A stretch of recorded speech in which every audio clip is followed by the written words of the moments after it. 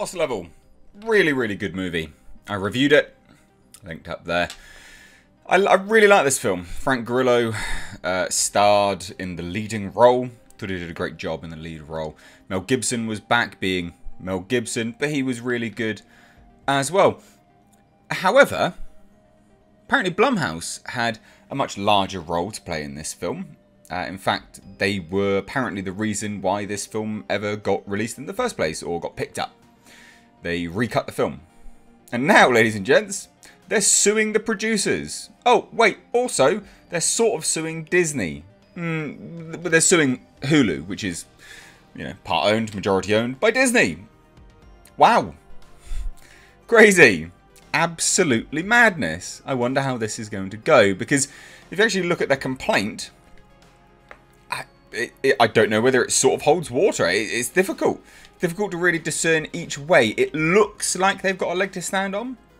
It looks pretty cut and dry. But Blumhouse are... yeah.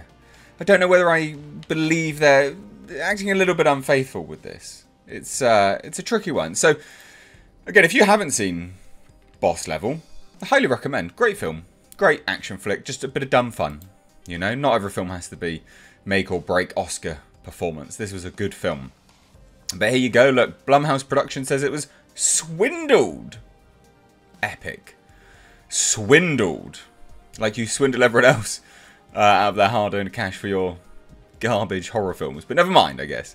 By the producers of Boss Level after it was brought in to recut and salvage the film because the initial version failed to sell. And this is what I mean. This is something which is not common knowledge. It actually does kind of sound like they have a leg to stand on. Boss Level, which stars Mel Gibson, Frank Grillo, Naomi Watts, was licensed by HULU, but only after Blumhouse reworked the picture, which the Jason Blum-led company says had been disappointing and lacking in commercial appeal before they recut it. They are claiming saviour status here. They are like, yeah, we saved this film. It was ours. We were the ones. And they might very well have been.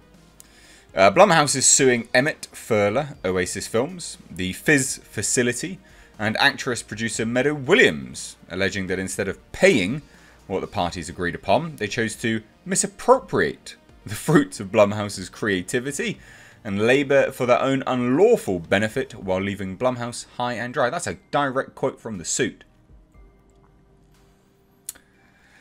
Well, goddamn.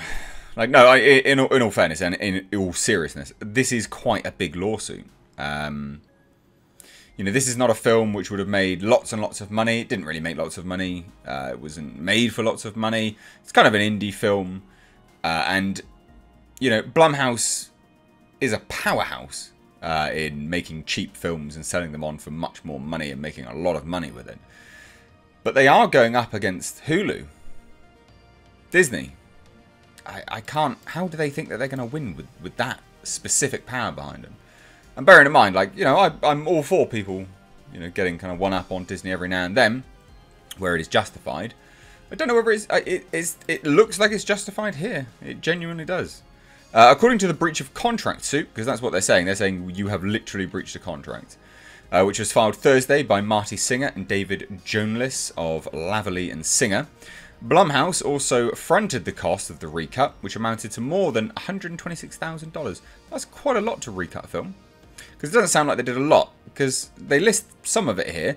Blumhouse agreed to recut the picture and to bring its ideas and creativity to the process, states the complaint, which is embedded below. I've got that, I'll show you. A bit of it anyway. As consideration for Blumhouse's valuable services, the EFO defendants jointly and severally agreed that inter alia, should the new cut of the picture be licensed in the first instance to a streaming service, e.g. Netflix, Blumhouse would be paid 5% of the license fee paid by such service without deduction of any kind. So basically they're like, hey, we'll cut this film together. If it goes to a streaming platform, hey guys, we want 5% of the fee that you get, which seems perfectly reasonable, to be perfectly honest. Blumhouse says the new cut of Boss Level contains a substantial amount of new material and unique elements created solely by Blumhouse, including a completely new final shot to end the picture.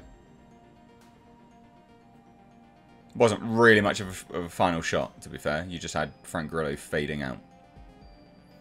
Wasn't really that much of a final shot. I'm surprised that cost you 126 grand. In terms of the substantial amount of new, material that was in this film, I don't know how much of that is true. Mainly because a lot of it looked to have been shot at the time. There didn't look to be any sort of disparity between sort of angles and shots and what people look like and such forth. But the initial trailer and some of the trailers and the behind the scenes stuff did look quite different. So maybe this is the case as well. But still interesting nonetheless. And again, it sounds like they do actually have an argument here. Without any notice to Blumhouse, the EFO defendants licensed the new cut of the picture to Hulu for an all-in fee of $11.75 million. And this is what's interesting about this film, is that you wouldn't expect that to be worth that much money. But that's the going rate for like an indie film, I guess. Maybe. maybe even more for some films. But this is the new age of streaming and movies going to streaming and being purchased and such forth. 11.75 million for Boss Level? I'd say they got a good deal. It's a good film. Don't know whether it's worth 11.75 million. It's difficult to say, really. But it is fascinating when these things come up to actually learn about the financial implications of these kind of deals. And then, when the concealed deal was discovered by Blumhouse after the fact, because they literally concealed the deal, failed and refused to pay Blumhouse the $587.5 thousand fee to which it is entitled under the agreement, states the complaint. Notably, prior to Blumhouse's creation of its new cut, Hulu had passed on the opportunity to license the picture from the EFO defendants, and it was only as a result of Blumhouse's valuable services that Hulu became interested in licensing the picture. So, it does actually sound like they have, a leg to stand on here. It does actually sound like Blumhouse will technically be suing Disney and potentially win. And this is the complaint. Anyway, this is a bit of it. I'm not going to get the whole complaint up. You can find that out yourself. Hulu is also being sued, because Blumhouse says it has sent multiple cease and desist notices demanding that the streamer stop exploiting film. Blumhouse is playing in the big leagues. They are literally suing Disney. Sort of, but you know what I mean. Blumhouse is seeking more than 1.5 million in damages and a declaration that EFO had no right to license Boss Level, and Hulu has no right to exploit the film until it is paid.